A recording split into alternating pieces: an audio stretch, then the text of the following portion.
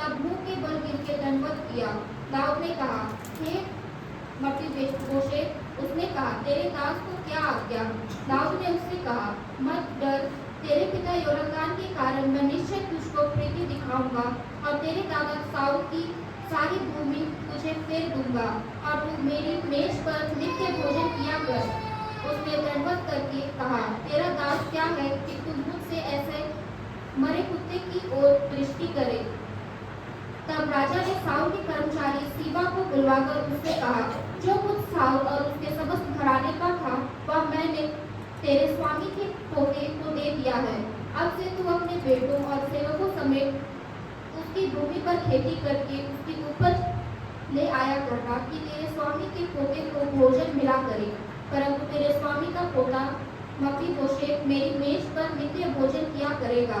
सीबा के तो 15 पुत्र और 20 सेवक थे। सीबा ने राजा से कहा, मेरा प्रभु राजा अपने दास को जो आज्ञा दे उन सबों के अनुसार तेरा दास करेगा। दाऊद ने कहा, मपीबोशेत राजकुमारों के समान मेरी मेज पर भोजन किया करे।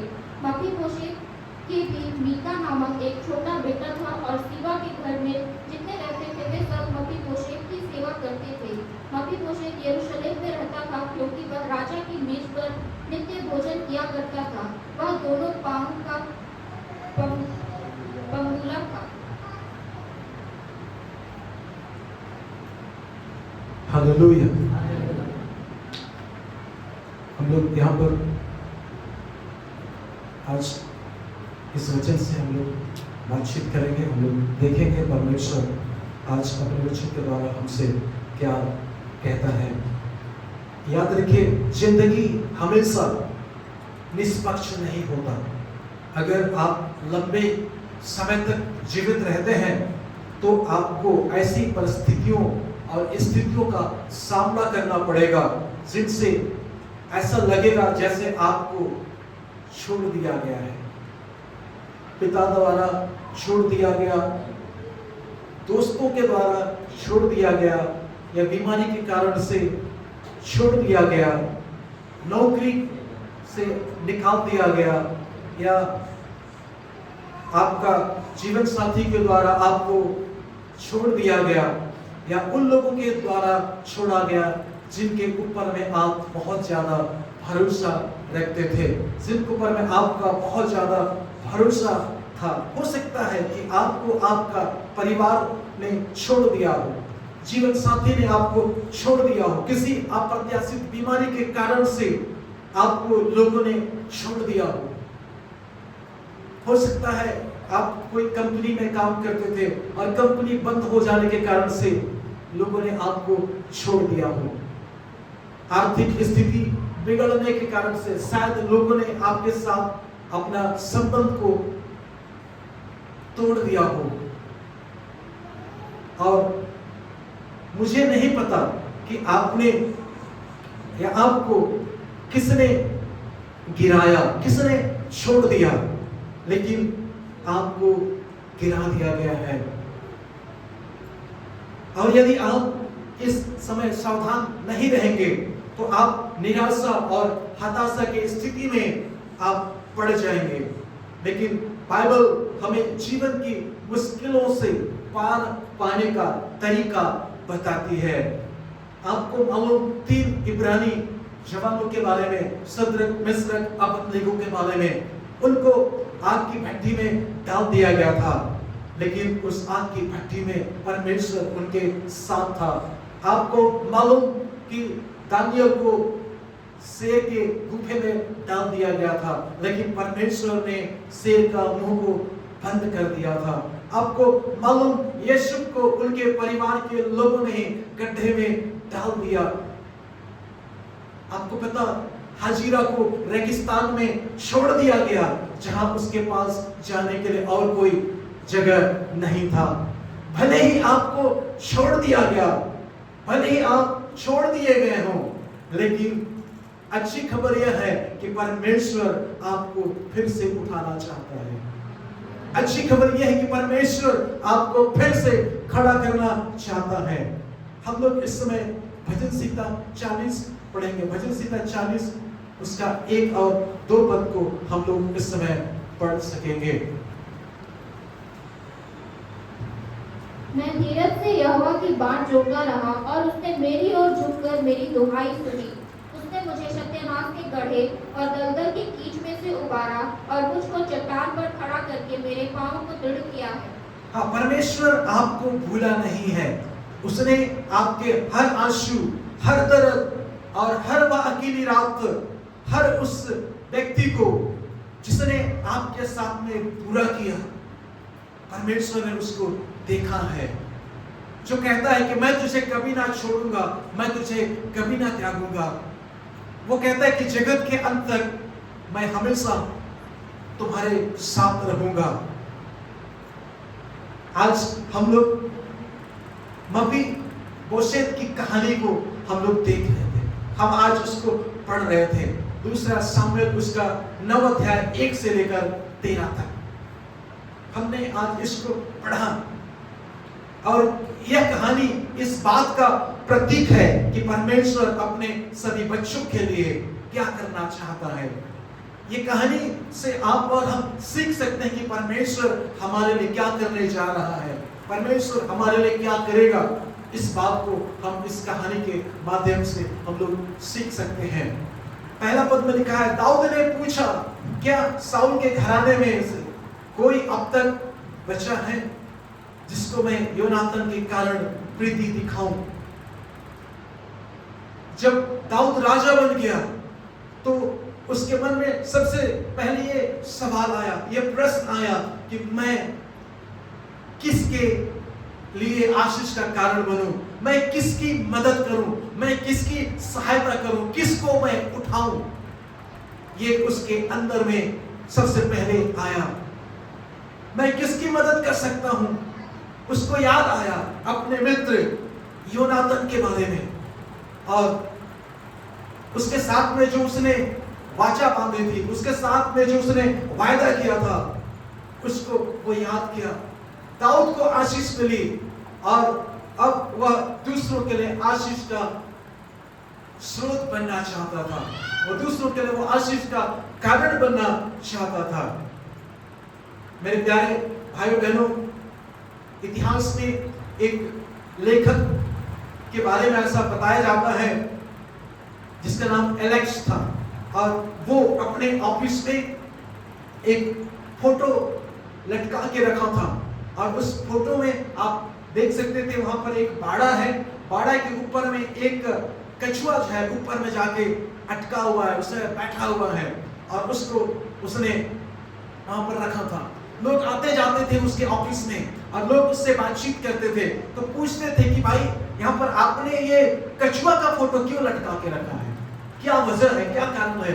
वो कहता था कि मैं ना कभी कभी बहुत अच्छा लेख लिखता हूँ और इतना अच्छा लेख लिखता हूँ तो कभी कभी मेरे अंदर में प्राउड आता है, कभी कभी मैं घमंड करने लगता हूँ, तब मैं उस फोटो को देखता हूँ और याद करता हूँ, अपने आप को भी याद करता हूँ। वो फोटो में कछुआ को ऊपर लटका हुआ देखता हूँ तो मुझे याद आता है कि वो कछुआ अपने से उतना उस बाड़े पे नहीं चढ़ सकता, किसी ने उसकी मदद करी कि वो बाड़े पे वहां पे मतलब पहुंच पाया। और मैं आज जो यहाँ पर हूँ और वो मैं अपने आप से नहीं पहुंचा, परंतु किसी ने मेरी मदद करी है, किसी ने मेरी सहायता किया है और उसी की वजह से मैं आज यहाँ पर पहुंचा हूँ। अगर किसी ने मेरी मदद नहीं किया होता तो मैं आज यहाँ पर नहीं होता। ये बात मुझे स्मरण करने में ये फोटो जो है मेरी मदद करता है, ऐसा उसने बोला।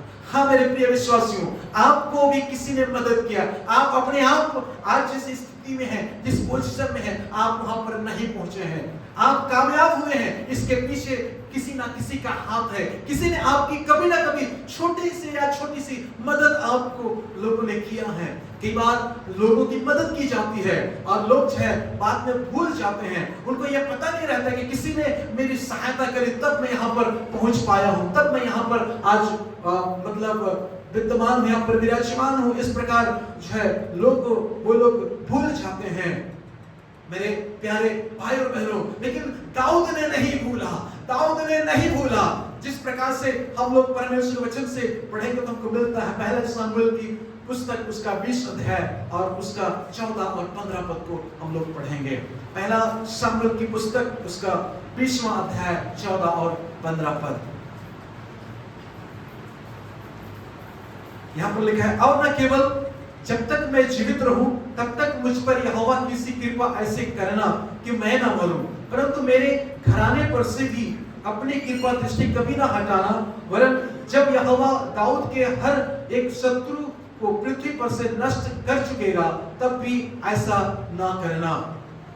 यहाँ पर हम लोग देखते हैं यह उस समय की बात है जब दाऊद जो है साउल के भय से, साउल के डर के मारे वो मतलब घूमता था, अलग अलग जगह में छिपता था, वो भागता फिरता था, कभी गुफाओं में, कभी जंगल में, कभी चट्टानों में, कभी इस तराई में, कभी उस तराई में, कभी इस राजा के अधीन, कभी उस राजा के अधीन। इस प्रकार से उसका जीवन चल रहा था। और ऐसे समय में बाइबल बताती है कि दाऊद और योनातान जो एक दूसरे से बहुत ज्यादा प्रेम करते थे, एक प्राण के जैसा वो प्रीति रखते थे और इतना ज्यादा उनका प्रेम था और आपस में ये लोग जो है बात करते थे। योनातान चाहता था कि दाऊद एक दिन राजा बने। योनातान उसको आशीर्वाद देता था, भविष्यवाणी की शब्द को बोलता था कि तू एक दिन राजा बनेगा और सब कुछ तेरे अधीन में हो जाएगा, लेकिन उस दिन तू मुझको भूलना नहीं, उस दिन तू मुझको याद रखना, मेरे मरने के पश्चात भी तू मेरे खानदान पर दया करना, मेरे लोगों पर तू तरस खाना, उनकी मदद करना, क्योंकि तू एक दिन राजा बनेगा।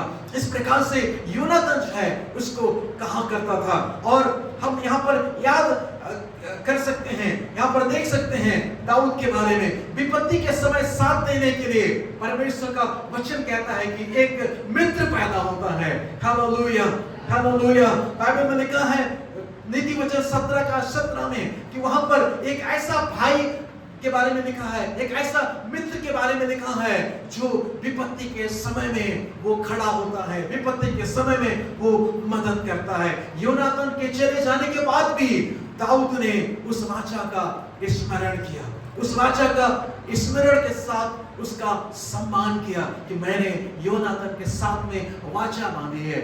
योनातान तो मर गया, योनातान तो गुजर गया, मुझे अब क्या, ऐसा वो बोल सकता था, लेकिन उसने ऐसा नहीं किया। उसने स्मरण किया कि योनातान किस प्रकार से उसकी मदद किया। हालेलुया। और उसके साथ में किस प्रकार से उन्होंने वाचा बांधा था और उसने स्मरण किया। Hallelujah, hallelujah. यहाँ पर एक शब्द आया है लोदबार, एक शब्द आया है लोदबार।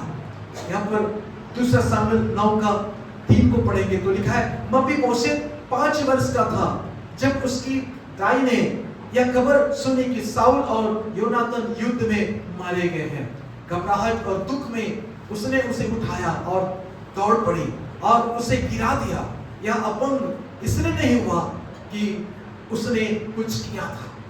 यहाँ पर हम लोग देखते हैं कि जब उसकी पापा का, उसके दादा का लोगों ने हत्या कर दिया, वो मर गए, ये बात जब उसको पता चला, वो किसी दाई के अधीन में था, 5 साल का लड़का था और वो उसको हड़बड़ी में, बिना सोचे हड़बड़ी में उसको उठा ली और वो दौड़ने लगी, वो भागने लगी। और बाइबल बताती है कि मपीबोशेत जो है वो गिर गया और गिरने के कारण से उसका पैर खराब हो गया, वो अपाहिज हो गया।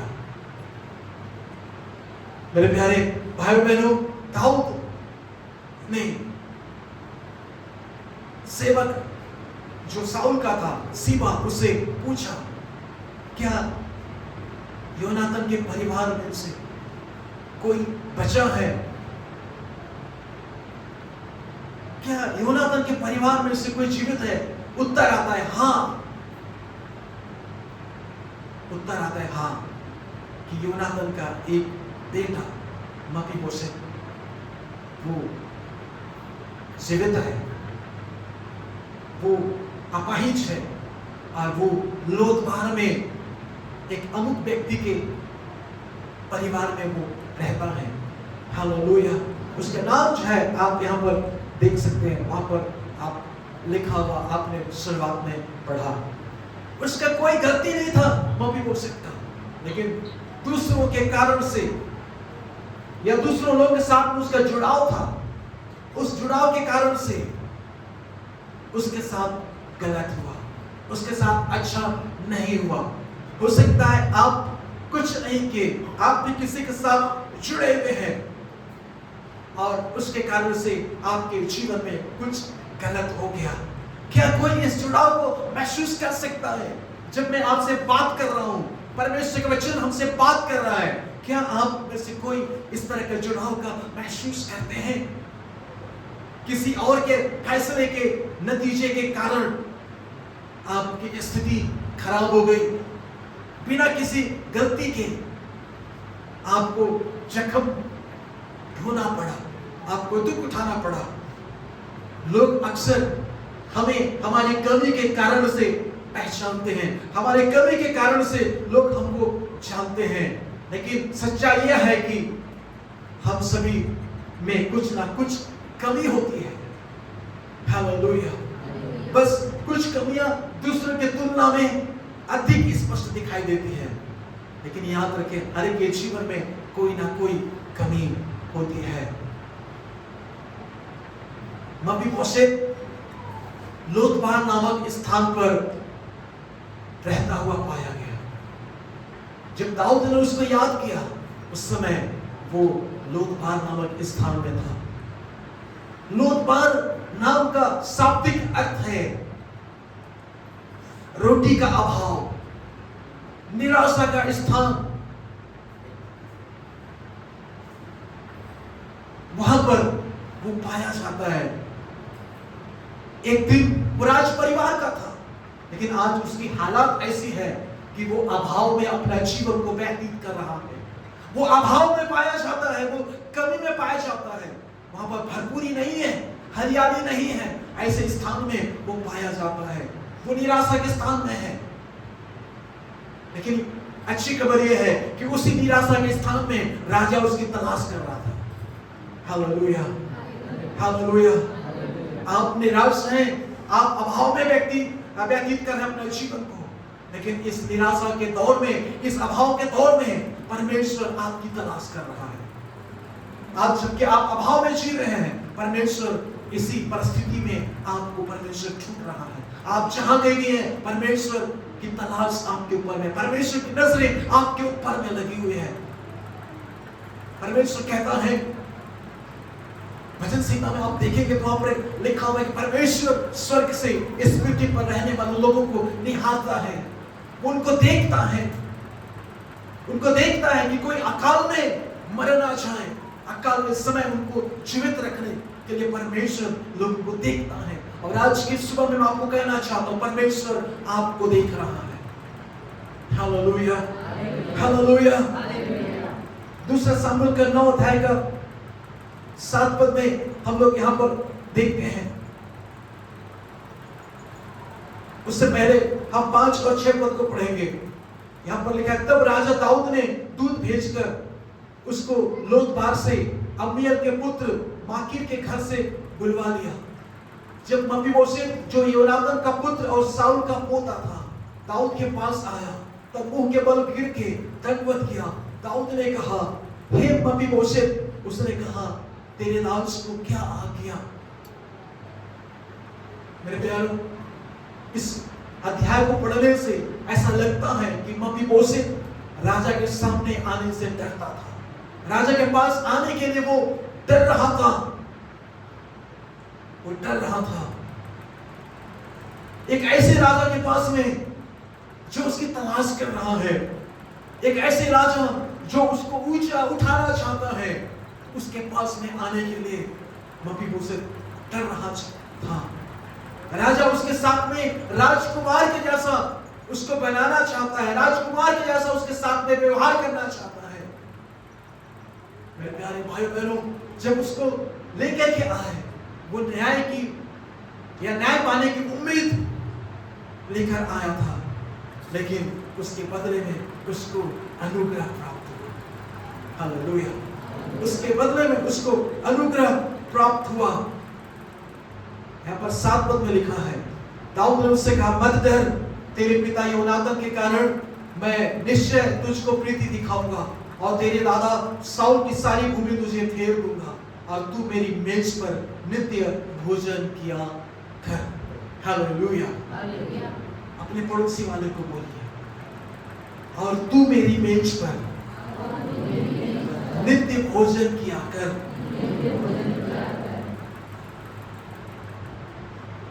कह रहा है कि तुम हमेशा मेरे ही मेज पर खाना खाएगा। राजभोज को तू प्रतिदिन चखेगा। Hallelujah, hallelujah. एक बार नहीं, हमेशा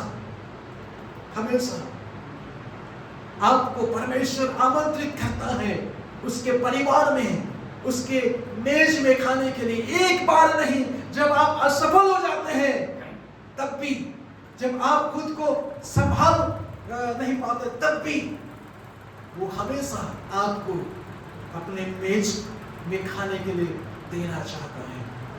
हालेलुया। मफीबोशेत की क्या प्रतिक्रिया थी? वो उसके सामने गिर पड़ा और बोला, 8 पद में लिखा है, तेरा दास क्या है कि तू मुझ ऐसे मरे कुत्ते की ओर दृष्टि करे। यहाँ पर अपने आप को अयोग्य गिन रहा है, अपने आप को वो अयोग्य समझ रहा है। कई बार आप और हम भी मफीबोशेत की तरह अपने आप को अयोग्य समझते हैं परमेश्वर के सामने। कभी कभी हम भी प्रभु यीशु मसीह के सामने, उसके परिवार के सामने हम भी अपने आप को अयोग्य समझते हैं। हो सकता है आप कलीसिया में तो आ रहे हैं, लेकिन कोई चीजें हैं जो आपको परेशान कर रही है, कोई बातें हैं जो आपको परेशान कर रही है। हो सकता है आप आत्मग्लानि में अपना जीवन को व्यतीत कर रहे हैं। बाहर से तो आप दिखाई दे रहे हैं कि एक मसीही हूं, लेकिन अंदर से आप परमेश्वर के सम्मुख में आने के लिए अपने आप को अयोग्य समझ रहे हैं। मैं आपको कहना चाहता हूं, हम अपने अतीत, अपनी असफलताओं, अपनी सीमाओं को देखते हैं और हम समझ नहीं पाते कि परमेश्वर अपने साथ हमको क्यों रखना चाहता है, परमेश्वर आपको क्यों बुलाता है। हम कई बार समझ नहीं पाते। हम याद करें इस बात को कि योनातान को बुलाया गया कि वो राजा का मेज में खाना खाए। परमेश्वर आपको मुझको बुलाता है कि हम जो है उसके मेज पे खाने खाएं। Hallelujah, hallelujah. मेरे प्यारे भाइयों बहनों, हम लोग इस बात को हम लोग ध्यान रखें कि परमेश्वर हमको अपने मेज में बुलाता है। Hallelujah, hallelujah. आपकी योग्यता इस बात पर आधारित नहीं है कि आप कौन हैं। आपकी योग्यता इस बात पर आधारित नहीं है कि आप क्या करते थे। आपकी योग्यता इस बात पर आधारित नहीं है कि आप क्या करते हैं। आप दुकान में काम करने जाएंगे, कंपनी में काम करने जाएंगे, आपको अनुभव पूछा जाता है। अनुभवी को प्राथमिकता दी जाएगी, ऐसा लिखा होता है। आप शहर में आप जाएं, यहाँ पर लोगों की जरूरत है काम करने के लिए, आवश्यकता है, अनुभवी को प्राथमिकता दिया जाए। इस प्रकार से पूछा जाता है। और कई बार लोग अपने आप को अयोग्य समझते हैं, लेकिन परमेश्वर ऐसा नहीं है। परमेश्वर ऐसा नहीं है।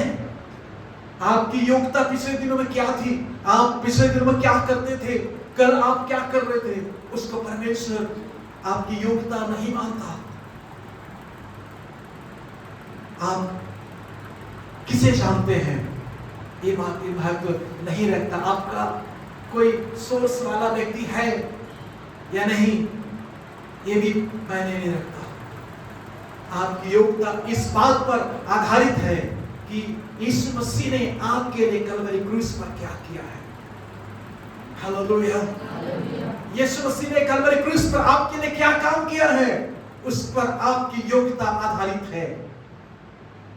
भजन संहिता 8 उसका 4-5 पद को हम लोग पढ़ेंगे। भजन संहिता 8 उसका 4 और 5 पद को हम लोग पढ़ेंगे। तो फिर मनुष्य क्या है कि तू उसका स्मरण रखे। फिर एक बार फिर से। तो फिर मनुष्य क्या है हाँ। कि तू उसका स्मरण रखे। और आदमी क्या है कि तू उसकी सुधि ले, क्योंकि तूने उसको परमेश्वर से थोड़ा ही कम बनाया है और अपनी महिमा और प्रताप और मुकुट उसके सिर पर रखा है। परमेश्वर का पुत्र यीशु मसीह का लहू आपको योग्य बनाता है। यीशु मसीह का लहू आपको और मुझको, हम सबको योग्य बनाता है।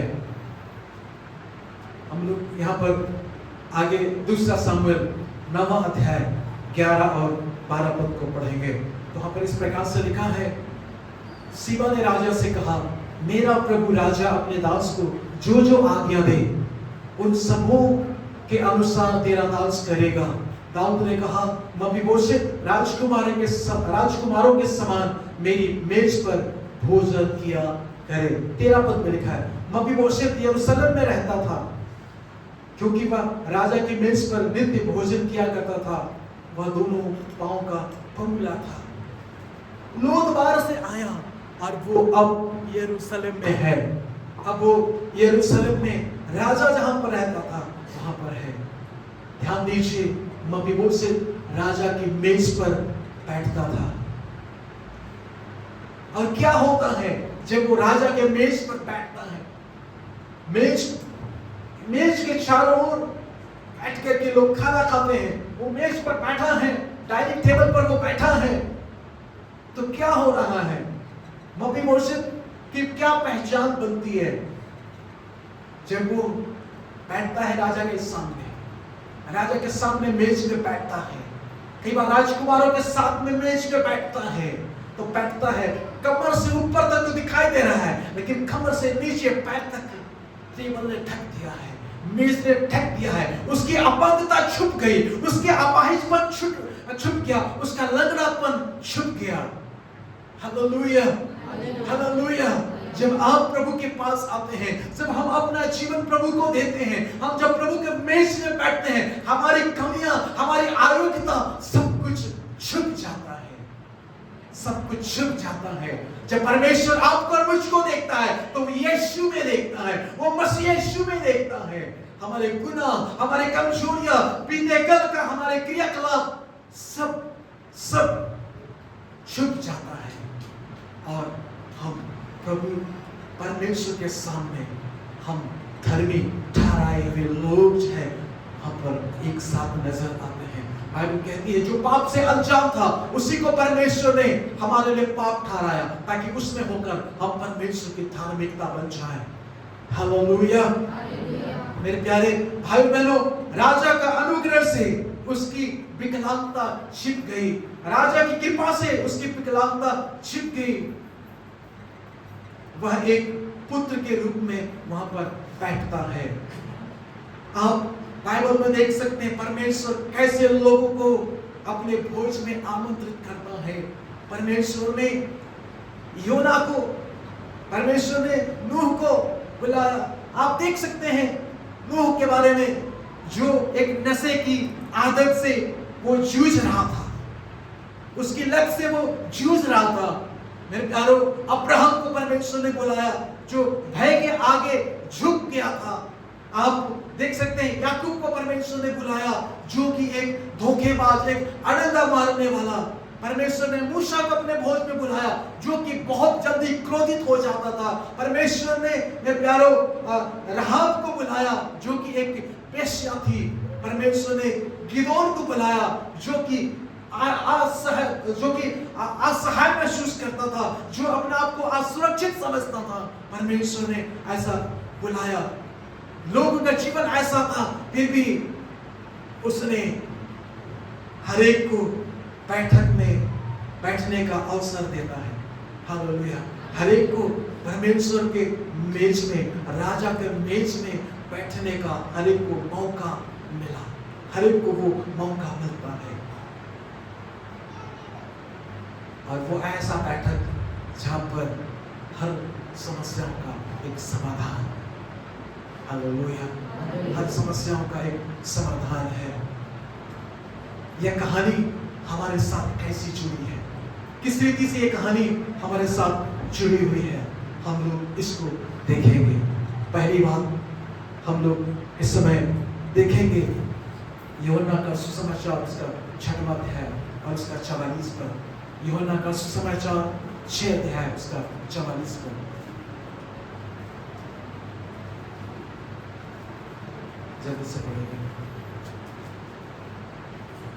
कोई मेरे पास नहीं आ सकता जब तक पिता जिसने मुझे भेजा है उसे खींच ना ले, और मैं उसे अंतिम दिन फिर जिला उठाऊंगा।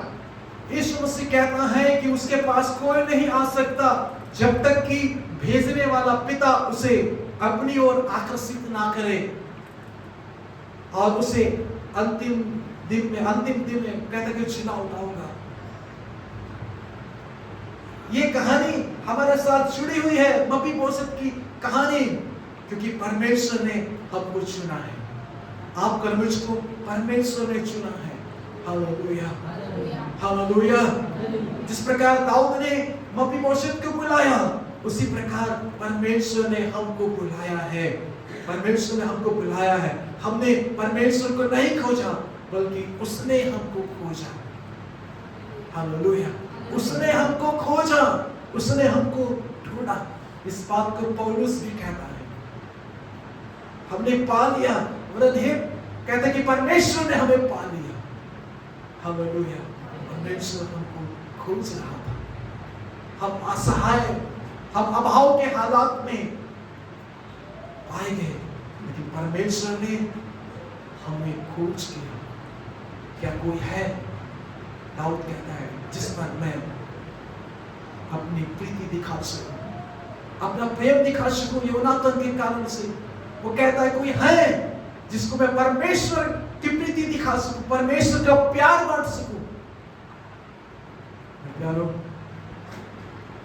परमेश्वर ने आपको और मुझको खोज लिया। पौलुस बोलता है थिस्सलुनीकियों के लोगों को कि सुसमाचार के द्वारा परमेश्वर ने हमको अपने पास बुलाया। हम तक सुसमाचार पहुंचा। कोई ना कोई व्यक्ति हमें सुसमाचार सुनाया, तब आज हम यहाँ पर हैं। हालेलुया। परमेश्वर ने अपने सुसमाचार के द्वारा आपको और मुझको बुलाया। आगे हम लोग पढ़ेंगे रोमी के पत्री, उसका हम लोग जो है इस समय 5 अध्याय 6 से लेकर 8 तक हम लोग पढ़ेंगे। रोमी के पत्री 5 अध्याय 6 से लेकर 8 तक। क्योंकि जब हम निर्बल ही थे तो मसीह ठीक समय पर भक्तिहीनों के लिए मरा।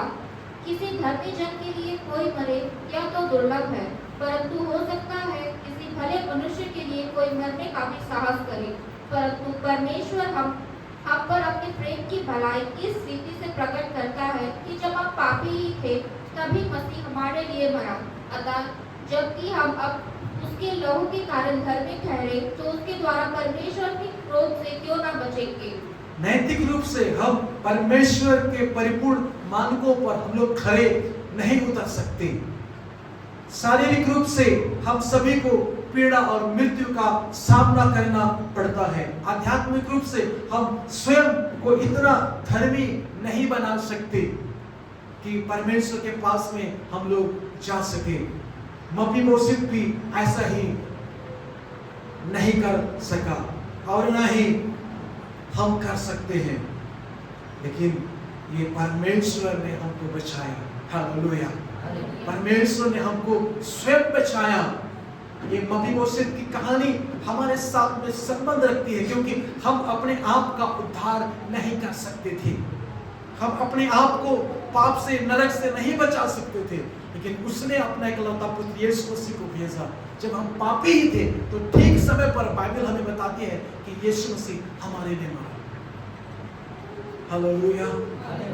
आगे हम लोग पढ़ेंगे लूका का सुसमाचार उसका 19 अध्याय का 10 पद। लूका का सुसमाचार 19 अध्याय और उसका 10वां पद को हम लोग पढ़ेंगे। क्योंकि मनुष्य का पुत्र खोए हुओं को ढूंढने और उनका उद्धार करने आया है। यहाँ पर लिखा है दाऊद ने, हम देख सकते हैं कि मपीबोशेत को खोजा, उसी तरह से यीशु भी इस दुनिया में खोए हुओं को खोजने के लिए आया। हालेलुया। खोए हुओं को ढूंढने के लिए आया। मपीबोशेत की आप बैकग्राउंड देखेंगे तो एक शाही खानदान का व्यक्ति, लेकिन आज खोया हुआ है। लोग के पास में उसकी जान पहचान नहीं है, लोग उसको नहीं समझ रहे हैं, लोग नहीं जान रहे हैं। दाऊद ने उसको खोज करके निकाला। हमारा जिंदगी भी ऐसा ही था।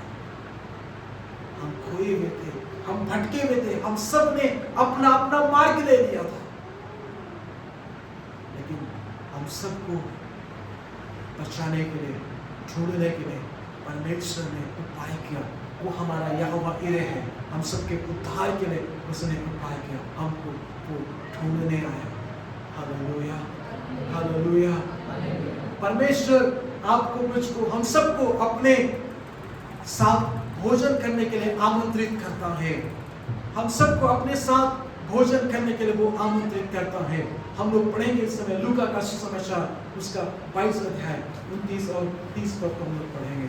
लूका का सुसमाचार 22 अध्याय 29 और 30 पद को हम लोग पढ़ेंगे।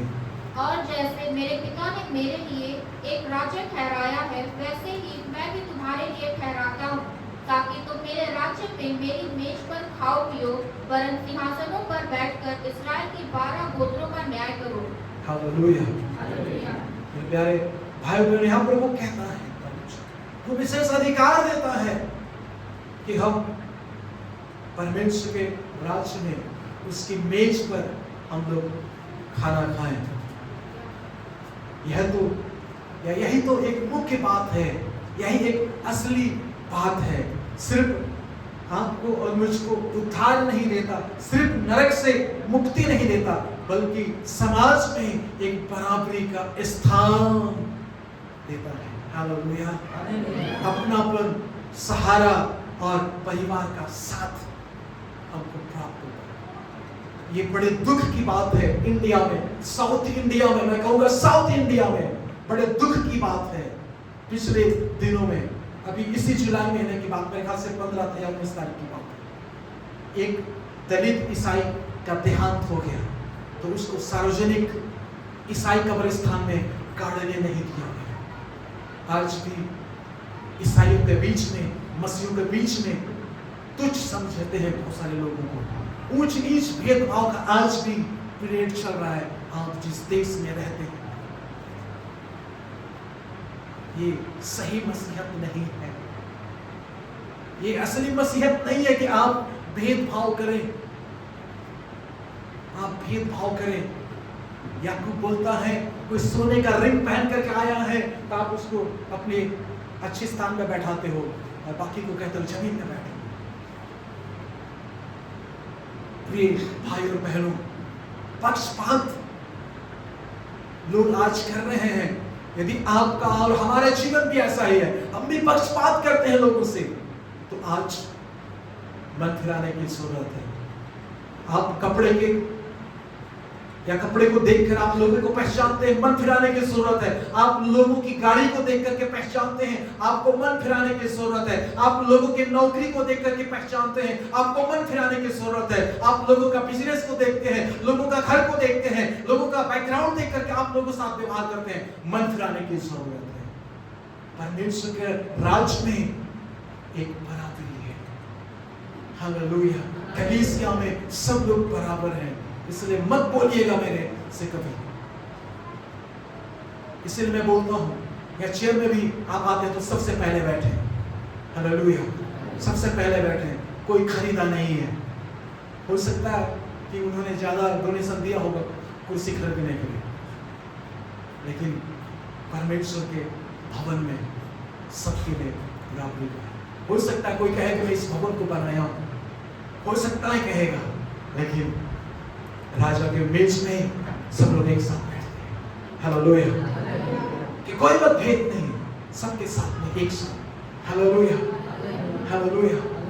मुझे गलत मत समझिएगा, आप ईसाइयों के परिवार में ऐसा होता है, आप और हम जैसे मसीहियों के परिवार में कैसा होता है, खाने के लिए बैठाते हैं ना, या खाने के लिए लोग आते हैं लाइन में, तो कभी नॉनवेज बना है तो कभी दो पीस, कोई आया अच्छा कैसे 2 पीस दोगे, इसको बड़ा आदमी है 3 पीस, अरे और देना, तो कैसे बात कर सकूं 4 पीस। मैंने बंद कर दिया, नॉनवेज नहीं बनेगा। हालेलुया। किसी ने एक दिन कहा, बात मुझ तक आई कि मुझे कब मिला। सबने कंट्रीब्यूशन दिया था, लेकिन कहा मुझे कम मिला। तो प्यारे भाइयों बहनों, इसलिए मैंने बोला, अगर आप नॉनवेज चलाना ही चाहते हैं आप घर में, पहले से 2 ना निकालें, और उसमें आप पहले से निकाल करके रखो सबके लिए बराबर। हालेलुया। आप उनको चम्मच ना चलाएं, उनके लिए 2 ना दें। प्रिय विश्वासियों, मफीबोशेत राजकुमारों के साथ में बैठता है। हालेलुया। परमेश्वर आपको और मुझको आमंत्रित करता है परमेश्वर के परिवार में। एक गायिका का नाम रुथन्ना मेटजगर, कोलंबिया में एक बार एक शादी हो रहा था, और उस शादी में उसको गाना था। शादी में गाने के लिए उसको बुक किए, हायर किए कि वो उस दिन गाएगी। उसके पास में निमंत्रण देने के लिए लोग भी आए, शादी का निमंत्रण कार्ड दे करके, और उस निमंत्रण कार्ड वो स्वीकार तो करी, लेकिन वो वहां पर प्रत्युत्तर नहीं दे पाई कि मैं आऊंगी करके, भोज में आऊंगी करके, रिसेप्शन में आऊंगी करके, वो प्रत्युत्तर नहीं दी। जल्दी में वो मिस कर गई, और निमंत्रण देने वाला उसका नाम को एंट्री नहीं किया, क्योंकि उन्होंने रिस्पॉन्स नहीं दिया। वो सोची कि मैं एक गायिका हूं, उस शादी में मैं गाना गाऊंगी, कौन मुझे रोकेगा। इसलिए रिस्पॉन्स देना कोई बड़ी बात नहीं है, ऐसा वो करी। शादी समाप्त हुआ, ऊपर मंजिल में खाने का प्रोग्राम था, और सीढ़ी पे चढ़ रही थी वो उस खाना में शामिल होने के लिए, उस मेज में शामिल होने के लिए, उस मतलब बड़ा दावत में शामिल होने के लिए। वहां पर एक व्यक्ति खड़ा हुआ था, और उसके पास में एक लिस्ट थी, निमंत्रित लोगों का लिस्ट था उसके पास में, और वो वहां पर पहुंचती है और बोलता है, वो अतिथियों का छह पुस्तिका लेकर के खड़ा था। वो बोलता है, क्या मैं जान सकता हूं मैम आपका नाम क्या है? तो बोलती है, रुथन्ना मेटजगर। उसने फट से एम का लिस्ट देखा, बोलता है, श्वरी आपका नाम इसमें नहीं है, आप नहीं जा सकती। उसने कहा, अरे इस शादी की गायिका मैं हूं, मैंने यहां पर शादी समारोह में गाना गाया, और आप मुझको रोक रहे हैं। उसने कहा, हो सकता है आपने गाना गाया, आपको न्योता दिया गया, लेकिन आपने कोई रिस्पॉन्स नहीं दिया उस समय, मुझे माफ करिए, आप नहीं जा सकती। एक वेटर को उसने इशारा किया, उस वेटर ने उसको लेकर के सीढ़ी तक लेके गया, एक ऐसे सीढ़ी पर जो उसको किनारे का मार्ग दिखाती, वो वापस पार्किंग में निकालती। वो रोने लगी। इस बात के लिए वो रोने नहीं लगी कि उसको मतलब दावत में शामिल अच्छा खाना नहीं मिला, पर इस बात के लिए वो रोने लगी कि वो मिस कर गई, निमंत्रण को उसने मिस कर दिया। मेरे प्यारे भाइयों बहनों, आप और हम आज किस प्रकार से हैं? उसने कहा, मुझे खेद है, कोई फर्क नहीं पड़ता कि आप कौन हैं या आपने क्या किया है, जब तक आपका नाम रजिस्टर में पाया नहीं जाएगा, आप भोज में शामिल नहीं हो सकती।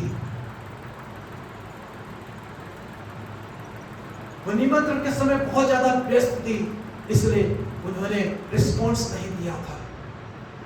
इतिहास में अनगिनत असंख्य लोग ऐसे ही हैं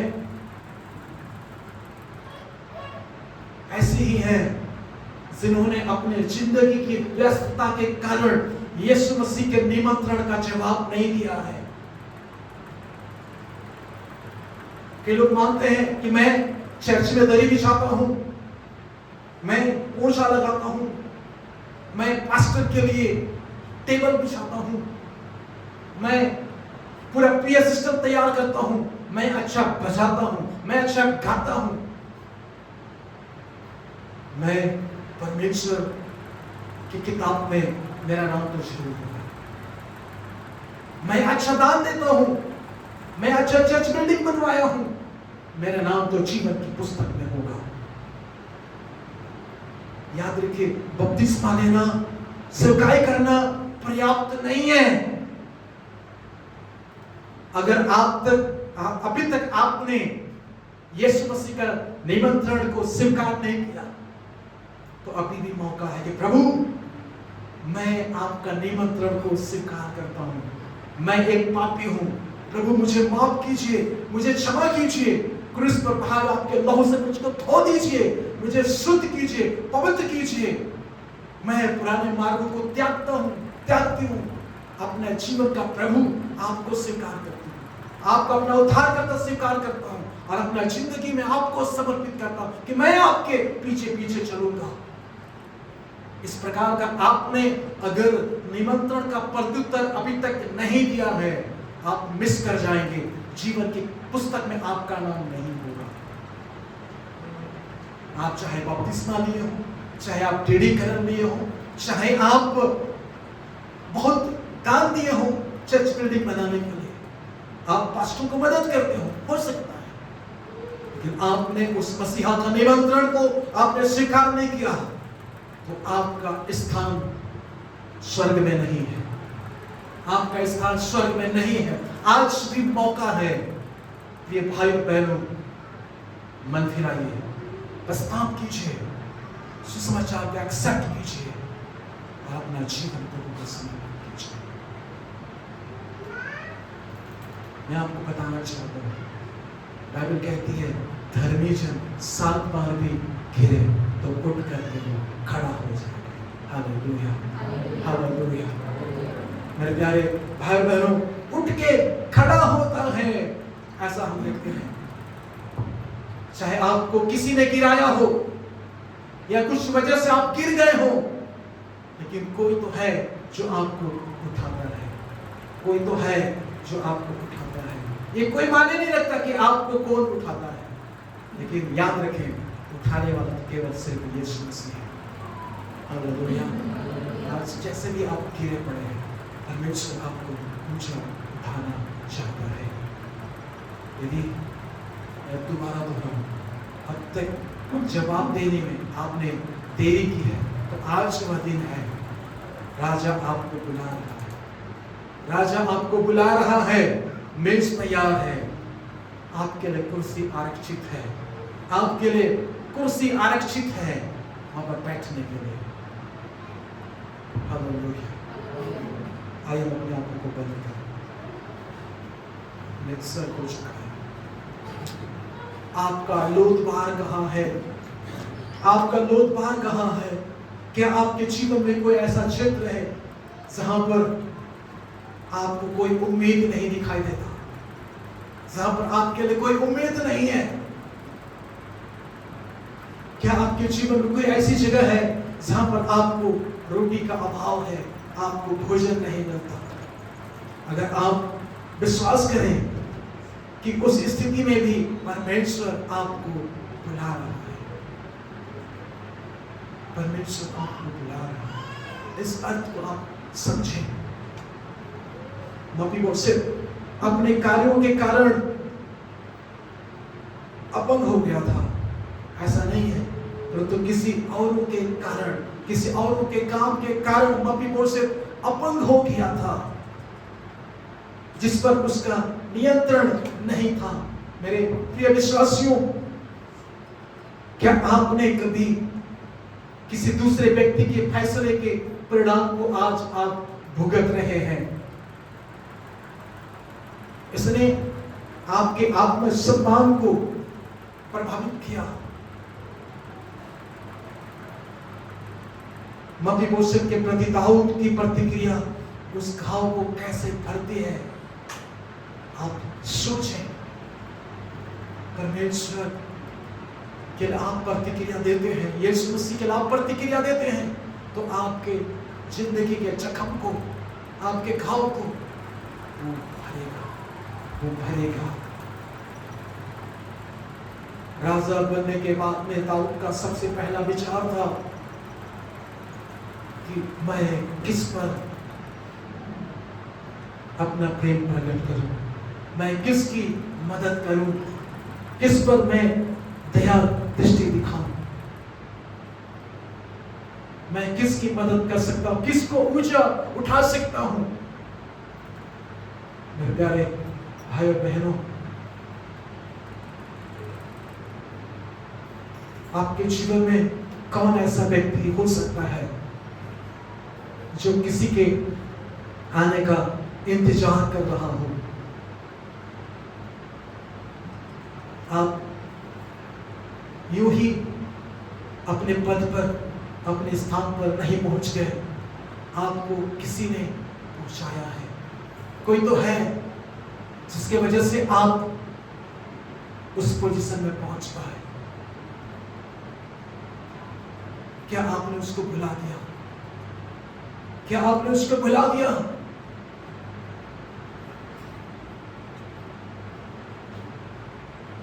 Thank you, Jesus. Hallelujah. मफीबोशेत ने खुद को मरा हुआ कुत्ता कहा, यानी कि अपने आप को इस प्रकार से देख रहा है कि राजा अपना ध्यान उसके ऊपर में केंद्रित नहीं कर सकता, राजा का ध्यान को वो आकर्षित नहीं कर सकता।